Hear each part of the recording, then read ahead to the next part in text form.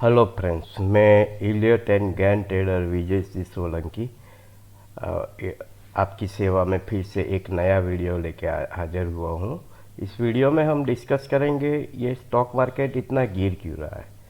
क्योंकि अभी के टाइम में बहुत गिरावट की वजह से हर एक ट्रेडर और इन्वेस्टर बीच में एक ही सवाल अ, पैदा हो रहा है कि भाई ये मार्केट इतना ज़्यादा क्यों गिर रहा है। अभी तक तो इतना बड़ा करेक्शन नहीं आ रहा था, लेकिन इस बार इतना ज़्यादा करेक्शन क्यों आ रहा है। ओके, तो इस वीडियो में हम इसको ज़्यादा थोड़ा मैक्रो इकोनॉमिक्स लेवल पे डिस्कस करने की कोशिश करेंगे। तो इसके लिए सबसे पहले हमें थोड़ा एक बेसिक नॉलेज होना चाहिए स्टॉक मार्केट का। स्टॉक मार्केट का सबसे बड़ा जो स्ट्रेंथ है या ताकत जिसको बोलते हैं वो है कैश फ्लो। जो मार्केट एक एक्चुअल में एक पैसों का समंदर है, इसको बोलते हैं कि भाई पैसे हर रोज़ यहाँ पे आता है और एक समंदर जैसा बनाता है। तो ये पहली बात एक खास समझने की है कि भाई फंडामेंटल्स जो है स्टॉक के फंडामेंटल्स है वो यहाँ पे सेकेंडरी है, लेकिन कैश फ्लो है वो प्राइमरी है।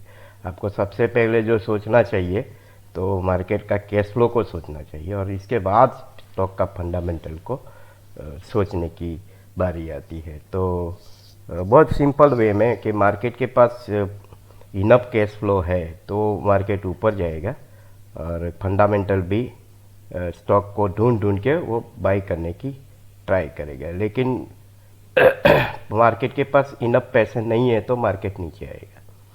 तो बहुत सिंपल चीज़ है कि मनी यहाँ पे इसका फ्यूअल है। मार्केट को हर रोज़ बहुत सारे स्टॉक आपने देखे होंगे कि हर रोज लोग सेल करने आते हैं, जैसे तो टाटा स्टील है, रिलायंस है और जो भी बहुत सारे स्टॉक होते हैं। लोगों को पैसे की ज़रूरत होती है तो वो उसको निकालते हैं और अपने जो भी कोई शादी हो या कोई एजुकेशन हो बेटे का बेटी का जो भी है, कोई भी रीज़न हो, इसकी वजह से लोग स्टॉक सेल करते हैं और इस स्टॉक को फिर से जब बाई करते हैं, जब उनके पास वापस पैसे आते हैं तो समझ लो money is a fuel for stock market. कि भाई मनी जो भी स्टॉक सेल करने के लिए लोगों के आते हैं उस पैसे इतने स्टॉक मार्केट के पास होने चाहिए। अगर मान लो आज 1 लाख शेयर रिलायंस के सेल करने के लिए आए तो मार्केट के पास इसी 1 लाख शेयर रिलायंस को शेयर बाई करने के लिए पैसे हो गए तो डेफिनेटली रिलायंस का स्टॉक ऊपर जाएगा। लेकिन अगर मार्केट के पास इतने पैसे नहीं है कि वो 1 लाख स्टॉक जो रिलायंस का जो भाव प्राइस है उसी प्राइस पे बाई करने की कैपेसिटी रखता है तो वो नहीं उसको बाई कर सकेंगे तो वो मार्केट नीचे आ जाएगा। तो सिंपल भाषा में बहुत सिंपल हम लोग समझते हैं कि मनी ये स्टॉक मार्केट का फ्यूअल है। ओके, तो वो जो कैश फ्लो आता है मार्केट को चलाने के लिए या स्टॉक को खरीदने के लिए, ये हमारे मार्केट में दो स्टाइल से आता है। एक है हमारा खुद का डोमेस्टिक, मतलब हमारे देश में जो इकोनॉमिक्स चलती है उसकी वजह से लोगों के पास जो पैसे होते हैं, हमारे देश के लोगों के पास स्पेयर मनी जनरेट होता है, उनके सेविंग्स होता है बैंकों में या बहुत सारी जगह पे, और म्यूचुअल फंड्स में भी आते हैं, नए नए आईपीओ के जरिए आते हैं। बहुत सारे टूल्स है जो स्टॉक मार्केट में, पेंशन फंड है, वो इंश्योरेंस कंपनी है, सब मार्केट में पैसे लगाते हैं, इन्वेस्ट करते हैं। सिमिलरली इंटरनेशनल मनी फ्लो भी आता है, वही सेम काइंड मनी फ्लो होता है वो, लेकिन वो इंटरनेशनल लोगों का होता है और ज़्यादातर ये पैसा यूएस और यूरोप से आता है और उनका पावर पूरे वर्ल्ड के कंट्रीज में बहुत होता है। क्योंकि समझ लो इंडिया का $1 का 75 रुपीज़ आता है, मतलब हमारे से वो करेंसी 75 टाइम्स ज़्यादा पावरफुल है। ऐसे ही यूरोप के कंट्रीज़ की करेंसी भी हमारे से ज़्यादा पावरफुल है। उसकी वजह से उनका बाइंग पावर भी बहुत ज़्यादा है, इसलिए उनका इफेक्ट पूरे वर्ल्ड में देखने को मिलता है। वो जहाँ पे जाते हैं उसी वर्ल्ड के स्टॉक मार्केट ऊपर चले जाते हैं उस देश का। अगर यहाँ से वापस पैसे निकालते तो मार्केट उनका नीचे नीचे गिर जाता है। तो अभी रिसेंटली क्या हुआ कि कोरोना आ गया, तो कोरोना की वजह से पूरे वर्ल्ड इकोनॉमिक्स में एक भूचाल सा आ गया, नीचे टूटने लगा। और इसमें अगर फाइनेंशियल सिस्टम में इनफ मनी नहीं आते ये तो इसी वजह से सेंट्रल बैंक से, मतलब हमारी रिजर्व बैंक से, ऐसे बहुत सारे बैंकों की, कंट्रीज़ की बैंकों ने उनकी सिस्टम में पैसे छाप छाप के डाल दिया। इसका रीज़न एक ही था कि अगर वो लोग ऐसा नहीं करते तो बहुत बड़े रिसेशन में या डिप्रेशन में ये सब इकोनॉमी चले जाता है। तो इससे बचने के लिए ऐसे कदम हर कंट्रीज़ की सेंट्रल बैंक्स लेती है। ओके, तो जैसे यूएसए में फेड बैंक है, बैंक ऑफ जापान है जापान में, यूरोपियन सेंट्रल बैंक है, या ऑस्ट्रेलिया में बैंक ऑफ ऑस्ट्रेलिया है, हमारी रिजर्व बैंक है।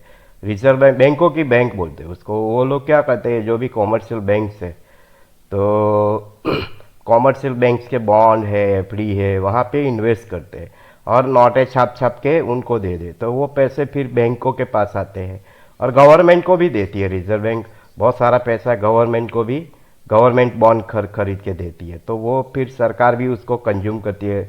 मान लो कोई रोड, रास्ता बांधने के लिए या इलेक्ट्रिसिटी पावर जनरेशन के लिए गवर्नमेंट की जो बहुत सारे मतलब योजनाएं होती है, इसमें डाल देते हैं। और सिमिलरली जो कॉमर्शियल बैंक्स के पास पैसे जाते हैं रिजर्व बैंक से, वो भी लोगों के पास में जाते हैं। आफ्टर ऑल वो भी उनको मतलब लोन बोन के सब देके, और या फैक्ट्रीज को लोन देके, इंडस्ट्री को देके, मतलब सिस्टम में आ जाते हैं पैसे। और क्या करती है कि बैंक जब ऐसे बहुत प्रॉब्लम वाला सिचुएशन आता है, इकोनॉमिक को डर, टूट जाने का डर होता है, ऐसे टाइम पे सेंट्रल बैंक्स, मतलब हमारी रिजर्व बैंक जैसी बैंक पूरे वर्ल्ड की सभी कंट्रीज़ की पैसे को लिक्विड छाप छाप के सिस्टम में डाल देते हैं। इसकी वजह से वो सभी कंट्री का इकोनॉमिक बच जाता है। ओके, लेकिन जब भी उसे उल्टा भी होता है कि बहुत सारे पैसे मार्केट में आ जाता है लेकिन इतना प्रोडक्शन नहीं होता है, तो उसी टाइम पे क्या होता है, एकदम से इन्फ्लेशन बढ़ जाता है। तो उस टाइम पे उनको पैसे निकालने भी पड़ते हैं सिस्टम में से। तो वो क्या करते हैं कि भाई जिसका बॉन्ड लिया है या एफडी की है या किसी को बोरोविंग की है, मतलब जो भी दिया है, वो पैसे धीरे धीरे करके वापस ले लेते हैं। ओके, तो ये काम है जनरली सेंट्रल बैंक्स का। अभी रिसेंटली क्या है कि यूएस मार्केट में पिछले 40 साल के रिकॉर्ड ब्रेक करके 7% से भी ऊपर का इन्फ्लेशन रेट अभी हो गया। इसकी वजह से फेड को अनाउंस करना पड़ा, मतलब यूएस का फेड। यूएस फेड का इम्पोर्टेंट क्या है, क्यों है, क्योंकि ये सबसे बड़ा बैंकर्स है पूरे वर्ल्ड में, और उनकी जो भी एक्शन होती है उसकी इफेक्ट पूरे वर्ल्ड के सभी इकोनॉमिक्स पे और स्टॉक मार्केट पे होती है। तो उन्होंने मॉनेटरी टाइटनिंग, मतलब पैसे वापस ले लेने का, मतलब इकोनॉमिक्स में जो उन्होंने अभी 2020 में से लेके 2021 में, मतलब पिछले 2 साल में बहुत सारे पैसे छाप छाप के दिए पूरे वर्ल्ड में, उसको थोड़ा सा कम करने और वापस लेने का भी एक प्रोग्राम अनाउंस कर दिया। उसको बोलते, पहला उनका 3 टाइप से, उन्होंने 3 टाइप के प्रोग्राम डिक्लेयर किए। पहला है टेपर प्रोग्राम, दूसरा है इंटरेस्ट रेट को बढ़ाने का, और तीसरा है फेड की बैलेंस शीट को भी रिलीज करने का। जो भी ये तीसरा वाला है बहुत इम्पोर्टेंट है क्योंकि ये बहुत कम बार देखने को मिलता है। तो 2022 के लिए उन्होंने प्रोग्राम डिक्लेयर कर दिया कि भाई हम लोग मार्च तक ये टेपर प्रोग्राम डिक्लेयर को अमल में लेंगे। टेपर प्रोग्राम क्या होता है, अभी तक हर महीने या 3 महीने में बहुत सारे नोट अभी भी छाप छाप के दे रहे थे, मतलब तो उनको अब ये बंद करेंगे। मार्च तक सबकी सब प्रिंटिंग जो चल रही है अभी और दे रहे हैं वो लोग मार्केट में जो भी पैसे, वो मार्च तक धीरे धीरे करके वो बंद कर देंगे। उसकी स्पीड पहले तो उन्होंने जो दी थी उससे डबल करने का उन्होंने अभी की लास्ट फेड की मीटिंग में डिस्कशन किया है कि भाई अब हम लोग जो टेपर प्रोग्राम है, मतलब जो नया 2020 से जो शुरू हुआ है पैसे डालने का प्रोग्राम, वो अभी भी चल रहा है, अभी कहीं बंद नहीं हुआ है, वो भी चल रहा है अभी, लेकिन अब उसको बंद करेंगे, उसको बोल रहे हैं टेपर प्रोग्राम।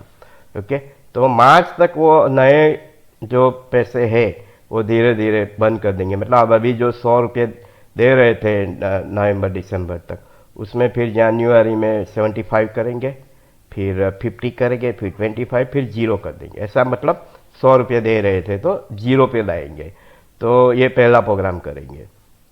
फिर उन्होंने 3 बार इंटरेस्ट रेट हाइक करने को बोला है 2022 में, 23 में भी 3 बार और 24 में भी 2 बार, टोटल 8 टाइम्स वो इंटरेस्ट रेट हाइक करने का भी सोच रहे हैं। अभी वो अमल में लाएंगे या नहीं लाएंगे ये बात की बात है, वो इकोनॉमिक्स को देख के करेंगे।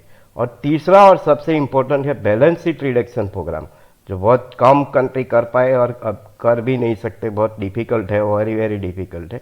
उनको भी वो जुलाई से स्टार्ट करने की सोच रहे हैं। मतलब 3 टाइप से वो इकोनॉमिक्स में से पैसेज, क्योंकि जनरली इन्फ्लेशन रेट जो है यूएस में वो 0 से 2%, 2.5%, 3% ही चलता है, और अभी इसके डबल हो गए, मतलब 6-7% से भी ज़्यादा हो रहे, तो उनका प्रोग्राम भी ज़्यादा हैवी रहेगा यहाँ पे। तो इसलिए बहुत जल्दी से और फास्ट करने की सोच रहा है यूएस फेड। तो ये सबसे बड़ा प्रॉब्लम अभी इस मार्केट में आ रहा है। ओके, और इसकी वजह से जो भी स्टॉक मार्केट में, क्योंकि अल्टीमेटली क्या होता है कि बहुत सारे पैसे जो ये छाप छाप के आते हैं ना, तो बैंकों के पास से, पेंशन फंड से, ये बहुत लोगों एक्स्ट्रा मनी जो भी है वो स्टॉक मार्केट में आता है, वहाँ पड़ा रहता है और धीरे धीरे निकलता है। तो अब ये आने वाले नहीं है। ओके, तो अब मार्केट्स जो भी है स्टॉक मार्केट्स, उनको खुद को मनी, मतलब जो इकोनॉमिक्स में रियल मनी आते हैं और जो पैसे रियल कमा के लोग सेविंग्स करते आते हैं म्यूचुअल फंड्स में, या डायरेक्टली बाई सेल करते हैं, या पेंशन फंड में जाते हैं, या इंश्योरेंस कंपनी में जाते हैं, उसी पैसे से ही इस स्टॉक मार्केट को आगे बढ़ना है। अब उनको कोई जो हर मंथ में सपोर्ट जो मिल रहा था 2020 के कोरोना टाइम से वो अब बंद हो गया है, बंद हो जाएगा इस वर्ष, इस साल। इसलिए 2022 थोड़ा ये मतलब ऊपर नीचे वाला साइड ईयर है, क्योंकि ये प्रॉब्लम आ रही है। अभी गवर्नमेंट की साइड से अभी कोई लिक्विडिटी आएगी नहीं, ये क्लियर हो गया है अभी। सो करेक्शन अभी जो चल रहा है वो इसी प्रोग्राम जो फेड ने डिक्लेयर किया उसकी वजह से ट्रेडर्स की साइकोलॉजी और इन्वेस्टर की साइकोलॉजी भी बदल रही है, और बड़े बड़े ट्रेडर्स तो इसको बड़ा करेक्शन आएगा ऐसा बोल रहे हैं। लेकिन मुझे तो खास इतना नहीं लगता, क्योंकि फेड को भी पता है कि वो भी कोई मूर्ख लोग तो है नहीं। तो ऐसा प्रोग्राम तब लाया जाता है जब इकोनॉमी बहुत स्ट्रांग हो जाती है। ये तो एक ऐसी चीज़ हो गई कि किसी मरीज को ऑपरेशन टेबल से फिर हॉस्पिटल में लाया गया, और हॉस्पिटल से उनके ऊपर जो सपोर्ट है, मतलब लाइफ सपोर्ट है, ऑक्सीजन दे रहे थे, ये सब अब हटा रहे। तो ऐसा कब करेंगे? जब ये मरीज की हालत अच्छी होगी और वो आगे दौड़ भी सकेगा, चल भी सकेगा, दौड़ भी सकेगा, ऐसी इसकी स्थिति होगी, तब ये दवाई ववाई सब जो दे रहे थे वो बंद करेंगे। तो हम लोग इसको इस तरह से देखते मतलब आगे 2-3 साल, 1-2-3 साल अच्छा ही रहेगा, मार्केट में कोई इतना भारी प्रॉब्लम नहीं है। लेकिन फिलहाल अभी ये मनी निकल रहे, इसका थोड़ा बहुत प्रॉब्लम रहेगा। और इसका जो भी अपडेट्स है, ये करेक्शंस, आपको करेक्शंस जो आते हैं उसको हम लोग गेज कर सकते हैं, ऐसा नहीं है। ज़्यादातर लोग ऐसे बोल रहे हैं टेक्निकल है कि भाई मार्केट को कोई प्रिडिक्ट नहीं कर सकता, ऐसा नहीं है।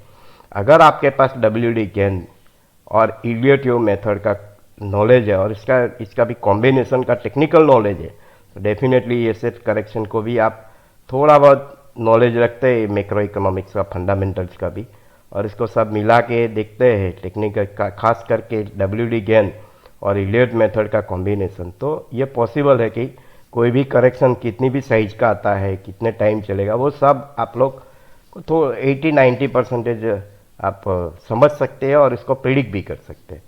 तो इसके लिए मेरे साथ आपको जुड़ना पड़ेगा, जो भी पीरियडिक अपडेट्स है उनको जानने के लिए। तो ये सब आपको इन्फॉर्मेशन मिलती रहेगी। तो मेरा ट्वीट्स भी पढ़ सकते हो, फेसबुक भी पढ़ सकते हो। तो लिंक्स में डिस्क्रिप्शन में दिया है, उस लिंक्स को यूज़ करके आप ज्वाइन कर सकते हो। उसके बाद सभी के मन में ये दिमाग आता है कि अभी आगे क्या होगा हमारे मार्केट में और पूरे वर्ल्ड मार्केट में क्या होगा, और ये करेक्शन का एंड कब होगा, कब अपमूव शुरू होगा।